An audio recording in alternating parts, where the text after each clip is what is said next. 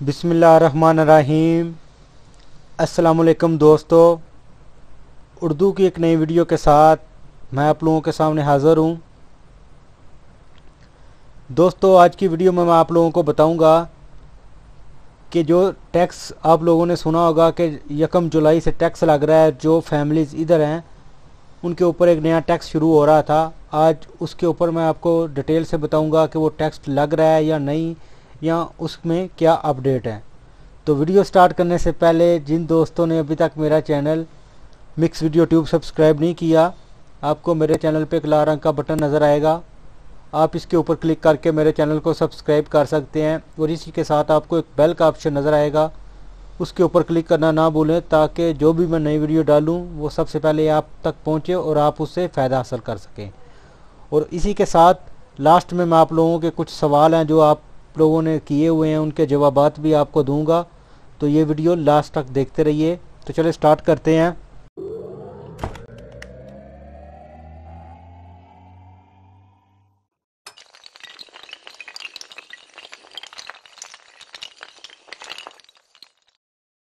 हाँ तो दोस्तों, देखें, आपको मेरे कंप्यूटर की स्क्रीन पे एक न्यूज़ नज़र आ रही होगी, एक पेज नज़र आ रहा होगा जो मकतब आमल और जवाज़ात ने मिल के एक प्रेस रिलीज़ जारी की है, जो कि मुख्तलिफ़ लोगों के कमेंट्स जो उनकी वेबसाइट पे जाके मुख्तलिफ़ किस्म के कमेंट्स कर रहे थे, ट्वीट कर रहे थे कि क्या जो ये टैक्स है जो हुकूमत ने ऐलान किया था कि 1 जुलाई से जो जो फैमिलीज़ इधर हैं उनके ऊपर लगेगा, क्या वो स्टार्ट होने जा रहा है या नहीं होने जा रहा। तो इसमें जवाज़ात और मकतब आमल ने बताया, उन लोगों को उनका जवाब दिया है कि अभी तक हुकूमत की तरफ से कोई कंफर्मेशन हमें नहीं मिली कि जो ये टैक्स है ये 1 जुलाई से स्टार्ट हो जाए या नहीं। क्योंकि अगर कोई टैक्स लगना होता है तो वो पहले जवाज़ात और मकतब आमल को बता देते हैं और वो इस चीज़ की तैयारी कर लेते हैं, लेकिन वो अभी ये बोल रहे हैं कि अभी तक हमें इस बारे में कोई कंफर्मेशन नहीं मिली।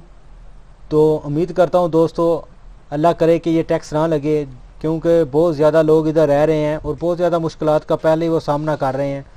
और अगर ये टैक्स लग जाता है, जो कि आपको पता होगा कि 100 रियाल एक पासपोर्ट पे होगा, तो 2-3 बच्चे जिसके हैं उसको 500-600 रियाल मंथली देना पड़ेगा। और हर साल ये जो है डबल होगा, यानी 2018 1 जुलाई से ये 200 हो जाएगा।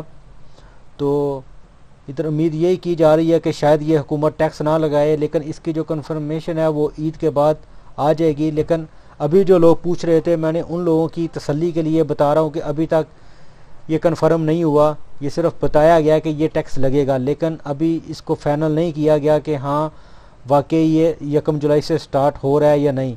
तो अभी तक इसके बारे में कोई कंफर्म बात नहीं है। हो सकता है वो स्टार्ट कर भी दें, या हो सकता है वो ना भी इसको स्टार्ट करें।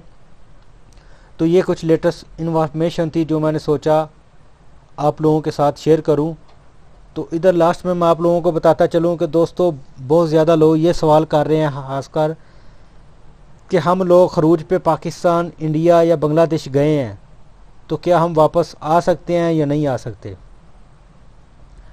और बाज़ लोग ये पूछ रहे हैं कि हमारा बसमा लगा है और क्या हम वापस आ सकते हैं या नहीं आ सकते।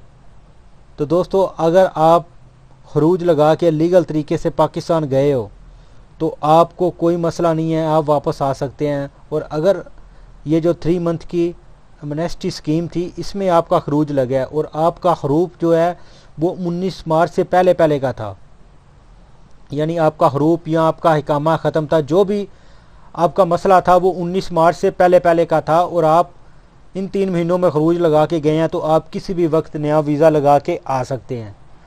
और दूसरे नंबर पे लोग बोलते हैं कि हम जो है इस एमनेस्टी स्कीम में गए हैं लेकिन हमें शुरते ने पकड़ा हुआ था और हमारा जो है सफ़ारा हुआ था, और क्या हम आ सकते हैं या नहीं आ सकते। तो जिन लोगों का सफ़ारा हुआ है, तो शुरते ने पकड़ा हुआ था और वो उधर से गए हैं सफ़ारा करा के, यानी फिंगरप्रिंट करा के उधर से गए हैं, तो वो 5 साल तक नहीं आ सकते। और अगर आप लोगों को पता हो कि अगर आप जब भी वीज़ा लगवाने के लिए जाएंगे और अगर आपके ऊपर 5 साल की पाबंदी होगी तो उधर से आपका वीज़ा ही स्टैंप नहीं होगा। और कुछ लोग ये बोल रहे हैं कि हमारा इकामा जो है वो अभी कुछ 8-10 दिनों में ख़त्म होगा या इन 3 महीनों में ख़त्म हो चुका है, क्या हम वापस जा सकते हैं, खरूज पे जा सकते हैं या नहीं। तो भाई अगर आपका हकामा ख़त्म होने में कुछ दिन बाकी हैं या आपका इन 3 मंथ में ख़त्म हुआ है और आपने तजदीद नहीं कराया और आप खरूज पे जाना चाह रहे हैं, तो आपने लाजमी अपने कफ़ील से रजू करनी होगी। आपका कफ़ील ही खरूज लगाएगा, तभी आपका खरूज लग सकता है। तो ये कुछ इन्फॉर्मेशन थी जो मैंने सोचा आप लोगों के साथ शेयर करूं। उम्मीद है दोस्तों आपको वीडियो पसंद आई होगी। वीडियो को लाइक और अपने दोस्तों के साथ शेयर करना ना भूलें, ताकि ये इन्फॉर्मेशन ज़्यादा लोगों तक पहुंच सके। तो मिलते हैं किसी न्यू वीडियो में न्यू इन्फॉर्मेशन के साथ। तब तक मुझे दीजिए इजाज़त। अल्लाह हाफिज़।